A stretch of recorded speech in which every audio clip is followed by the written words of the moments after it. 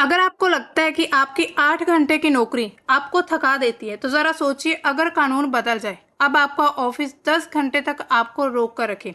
तो महाराष्ट्र सरकार एक ऐसा कानून लाने जा रही है जो आपकी रोज़मर्रा की ज़िंदगी को पूरी तरह से बदल देगा। और ये जो बदलाव है ये आपके हक में है या फिर आपके खिलाफ है, आज की इस वीडियो में हम डिटेल से जानेंगे।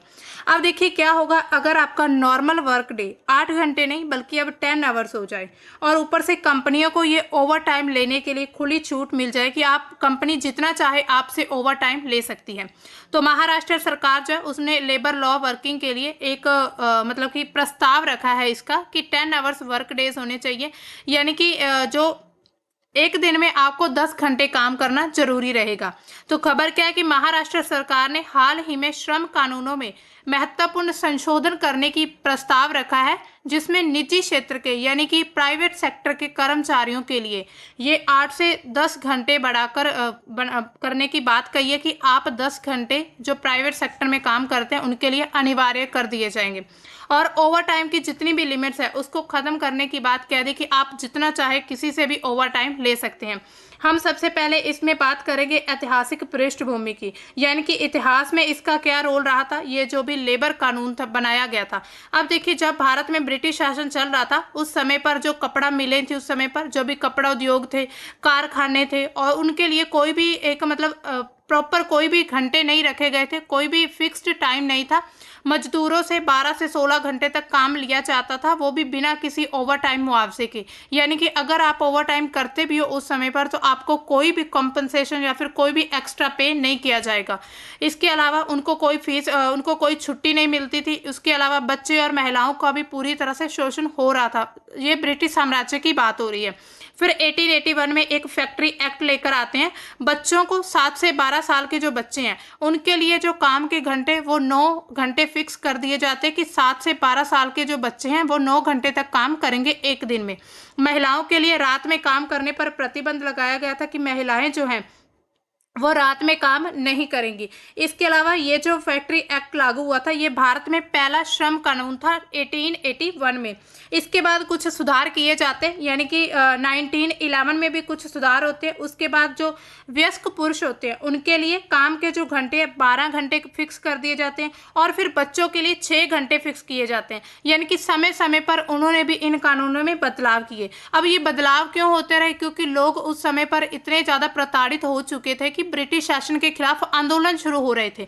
तो उन्होंने फिर ये दिखाने के लिए कि हम भारतीयों के पक्ष में, उन्होंने फिर कुछ ऐसे छोटे मोटे संशोधन करके, हालांकि पूरी तरह से फिर भी जो भारतीयों के हक में था या फिर भारतीयों के लिए जो सही था वो नहीं करते थे, हालांकि अपना फायदा ज़्यादा देखते हैं। इसके बाद एक मजदूर आंदोलन शुरू हो जाता है 1911 के बाद, 8-9 साल के बाद होता है 1920 में। उसमें जो मजदूर यूनियन थे जिसमें all India trade union Congress थी, उनके गठन से जो भी काम के घंटे उसको कम करने की मांग है उसको जोर दिया गया, यानी कि जो काम के घंटे उसको कम करने की बात कही गई थी।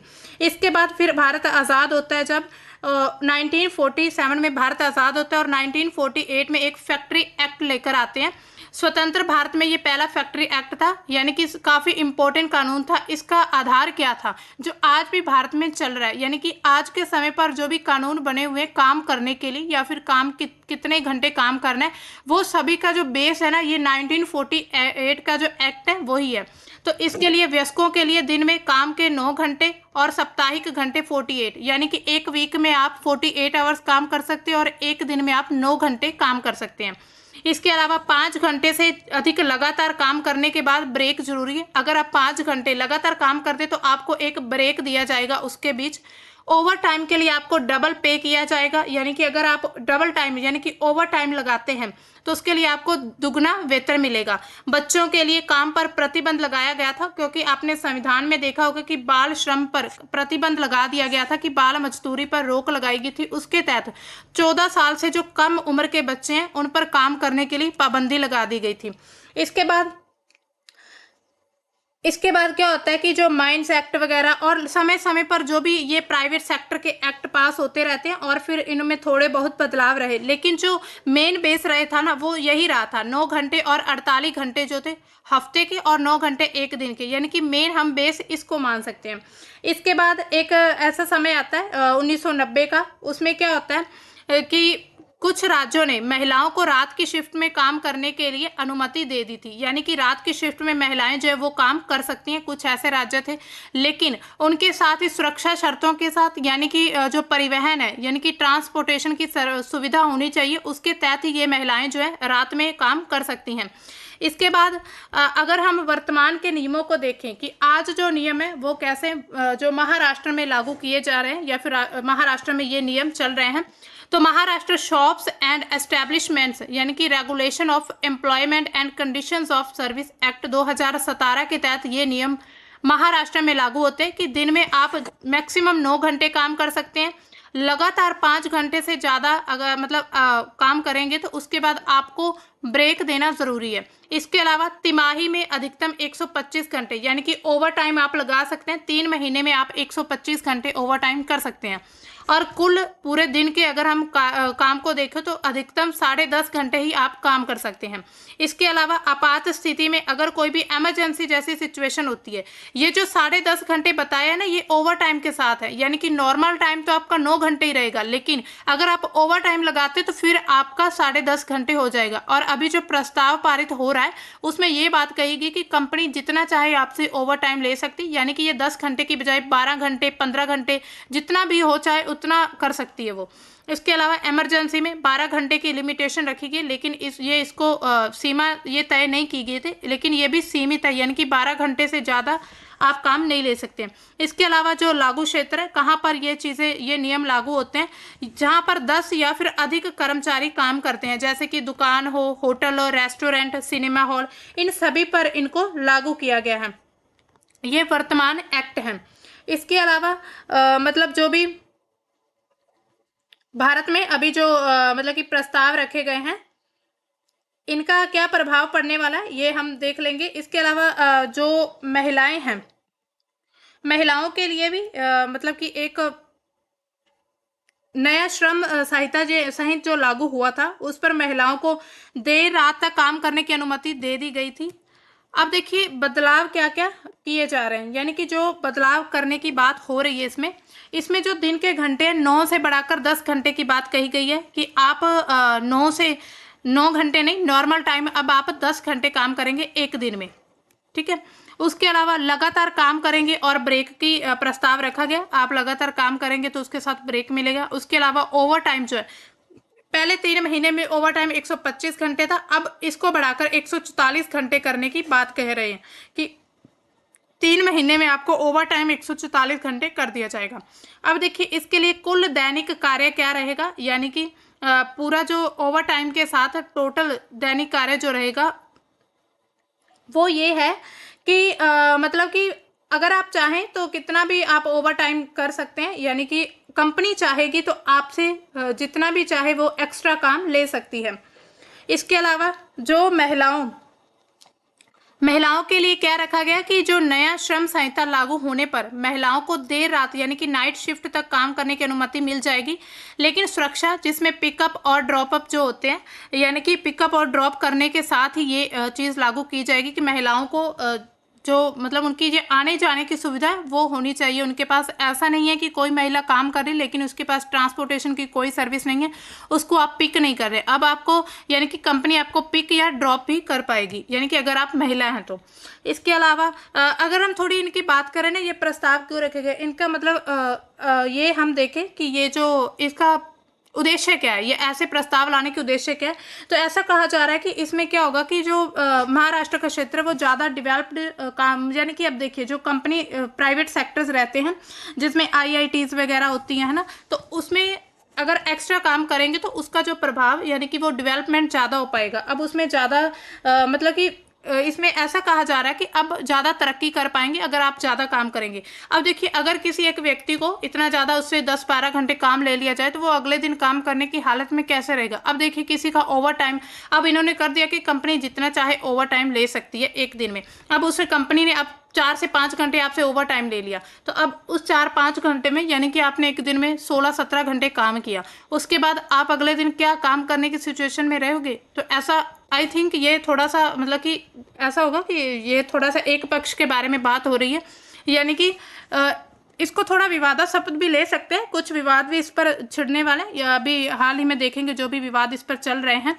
अब देखिए भारत के बाकी जो राज्य हैं यानी कि बाकी स्टेट्स हैं उनमें जो काम की स्थिति कैसी है। ये जो महाराष्ट्र की हम बात कर रहे हैं उससे के अलावा जो आंध्र प्रदेश है वहाँ पर शॉप्स एंड एस्टेब्लिशमेंट एक्ट के तहत ही दिन में 9 घंटे और पूरे वीक में 48 घंटे काम करने का रूल है। कर्नाटक में भी 1961 में जो एक्ट आया था उसके तहत ही 9 घंटे और पूरे वीक में 48 आवर्स। इसके अलावा आईटी और आईआईटीज जो क्षेत्र हैं उसमें कुछ छूट दी गई, लेकिन कुल ओवर टाइम सिर्फ 50 घंटे ही 3 महीने में रखा गया। तो अब खुद सोचिए जो ऐसे राज्य हैं यहाँ पर आंध्र प्रदेश कर्नाटका में सिर्फ 50 घंटे 3 महीने में ओवर टाइम रखा गया, और उसी को महाराष्ट्र जो 144 आवर यानी कि 144 घंटे जो है 3 महीने में ओवर टाइम की बात कह रहे हैं। इसके बाद गुजरात में 9 घंटे नॉर्मल है, 9 घंटे काम करेंगे आप प्राइवेट सेक्टर में, और जो पूरे वीक में 48 आवर्स। उत्तर प्रदेश, उत्तराखंड सभी में ये सेम नियम लागू है। इसके अलावा बाकी जो प्रमुख राज्य हैं जिसमें तमिलनाडु है उसमें पूरे दिन के 8 घंटे हैं। ये चेन्नई की बात हो रही है, कैपिटल की वहाँ की, तो 8 घंटे काम कर सकते हैं और पूरे वीक में 48। जो नए संहिता या फिर नए जो भी प्रस्ताव रखे गए हैं उनके अकॉर्डिंग काम घंटे में कोई बदलाव नहीं किया गया, लेकिन आईटी में कुछ फ्लेक्सिबिलिटी कर दी गई है कि आप ओवर टाइम लगा सकते हैं या कंपनी चाहे तो आपसे थोड़ा काम ज़्यादा करवा सकती है। इसके अलावा तेलंगाना में भी ये 9 से 12 घंटे दिन के संभव है और ओवर टाइम यहाँ पर है 125 घंटे, यानी कि स्टेट के अकॉर्डिंग अलग अलग नियम बनाए गए हैं। इसके अलावा ओडिशा में 12 घंटे की छूट दी गई है पूरे दिन में और नए संहिताओं के तहत इसको लागू कर दिया गया है। इसके अलावा हरियाणा, पंजाब, मध्य प्रदेश में कोविड की सिचुएशन के दौरान तो 12 घंटे की छूट दी गई थी, लेकिन अब इसको परमानेंट स्थायी कर दी गई और यहाँ पर भी ओवर टाइम बढ़ाने की बात हुई, यानी कि यहाँ फिर ओवर टाइम बढ़ा दिया गया। दिल्ली में 9 घंटे नॉर्मली एक दिन में काम करेंगे, चाहे नए संहिताओं के जो भी ड्राफ्ट हैं अधूरे हैं, यानी कि अभी पूरी तरह से नए जितने भी लॉ उनको लागू नहीं कर पाए। इसके अलावा केरल में एक दिन में आप 8 घंटे काम करेंगे, जो मजबूत यूनियन के कारण कोई यहाँ पर बड़ा बदलाव नहीं हो पाया। अब देखिए यहाँ पर आपने सुना ही होगा कहीं पर लेबर यूनियन या फिर मजदूर जो होती है श्रम यूनियन, उनके तहत काफ़ी विरोध प्रदर्शन किए जाते हैं, जिसके तहत सरकार को थोड़ा झुकना पड़ता है कि हम इनके पक्ष में बदलाव करें या फिर विपक्ष में। इसके अलावा वेस्ट बंगाल में जो नियम है वो अभी तक लागू करने बाकी है, अभी वहाँ पर विरोध चल रहा है मजदूर यूनियन का, तो उसके कारण ये सब देरी हो रही है। अब आप इसमें अपनी स्टेट के अकॉर्डिंग देख सकते हैं कि आपके स्टेट में कितने काम करने अनिवार्य हैं। इसके अलावा अगर हम इसको अंतरराष्ट्रीय तुलना करें, यानी कि पूरे विश्व के साथ तुलना करके देखें, तो जो इंटरनेशनल लेबर ऑर्गेनाइजेशन जो ILO है 1919 में उन्होंने क्या प्रस्ताव रखा था कि 8 घंटे एक दिन में काम होना चाहिए और 48 घंटे पूरे एक वीक में काम कर सकते हैं। इसमें जो भी डेवलप्ड कंट्रीज हैं जिसमें अमेरिका, UK, वहाँ पर एक दिन में नॉर्मल 8 घंटे काम कर सकते हैं, लेकिन कई सेक्टरों में कुछ फ्लेक्सिबिलिटी रखी गई है। जापान में जो क्रोशी है वहाँ पर ज़्यादा काम करने से मृत्यु हो गई थी और फिर काम के घंटे को कम करने की मांग रखी गई, यानी कि कुछ ऐसे केसेस भी आए गए हैं जहाँ पर ज़्यादा काम करने की वजह से लोगों पर बर्डन बढ़ जाता है, उनकी जो मेंटल सिचुएशन ख़राब होनी शुरू हो जाती है और वो डिप्रेशन में चले जाते हैं, या फिर क्योंकि अब देखिए प्राइवेट सेक्टर ऐसा है जहाँ पर बहुत ज़्यादा बर्डन होता है, प्रेशर बहुत ज़्यादा रहता है इस सेक्टर में, तो इसी वजह से मतलब कुछ ऐसे केसेस भी जापान में देखे गए कि लोगों की मृत्यु हो रही थी ओवर टाइम की वजह से, ज़्यादा काम करने की वजह से। इसी वजह से फिर इसमें प्रस्ताव रखे गए इनको बदलाव करने के। भारत में जो एवरेज आवर्स है वो 9 घंटे, लेकिन अभी जो प्रस्तावित बदलाव है उसे 10 से 12 घंटे की तरफ ले जा रहे हैं कि 10 से 12 घंटे तक जो लोग हैं या फिर जो भी एम्प्लॉय है वो काम करेंगे। ये अगर हम पूरे विश्व के पैरामीटर से देखें ना तो ज़्यादा है, यानी कि विश्व में अगर हम देखें तो नॉर्मली पैरामीटर्स हैं 8 से 8 घंटे। अब देखिए इसके कुछ विवाद हो रहे हैं या फिर इसके प्रभाव क्या देखे जाएंगे, तो इसके अगर हम पॉजिटिव वे में देखें इसके जो भी प्रभाव रहेंगे, तो उद्योग संगठन है जिसमें PHDCCI उनका समर्थन मिला है इसे।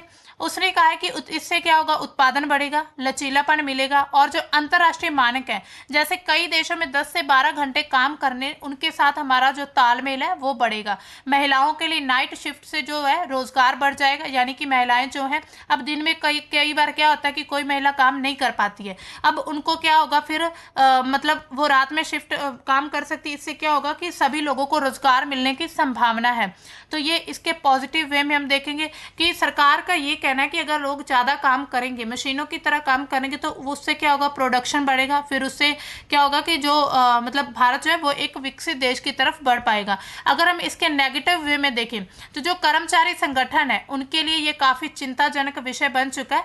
वर्क लाइफ का जो भी बैलेंस है वो पूरा बिगड़ना शुरू हो जाएगा, यानी कि वर्क लाइफ बैलेंस जो है एक तरह से बिगड़ जाएगा। यानी कि जो भी स्वास्थ्य को लेकर समस्याएं, जिसमें तनाव, डायबिटीज या फिर हार्ट के जो भी डिसीजेज होती है वो बढ़ जाएंगी, थकान बढ़ सकती है।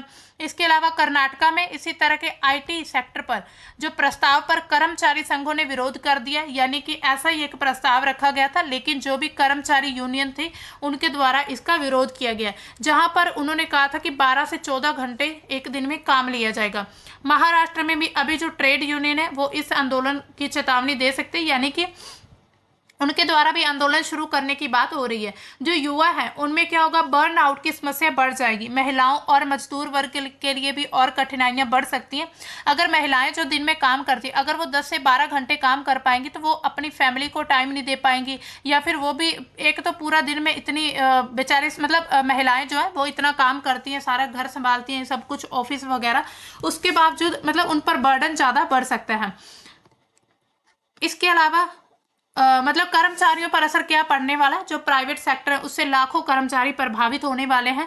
जो ओवर टाइम अगर लिया जाएगा तो उसके लिए ज़्यादा भुगतान करना भी जरूरी रहेगा, लेकिन अधिक कार्य से ज़्यादा शोषण का खतरा भी रहेगा। ऐसा भी कहा जा रहा है कि ओवर टाइम के लिए आप पे तो कर पाओगे, लेकिन इससे कुछ ऐसे भी देखे जा रहे हैं कि जब ब्रिटिश भारत में थे उस समय की जो सिचुएशन थी उसको हो सकता है वैसी सिचुएशन बन जाए, यानी कि इतना ज़्यादा काम लेने से जो कर्मचारी उनका शोषण हो रहा।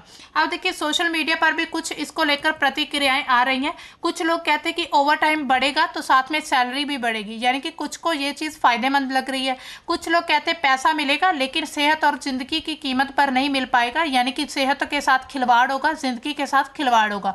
तो इसके अलावा अब सवाल क्या है कि सरकार किसके हित में ये बदलाव ला रही है? क्या ये वाकई महाराष्ट्र को निवेश के लिए एक आकर्षक बनाएगा या फिर कर्मचारियों को मशीन की तरह बना देगा?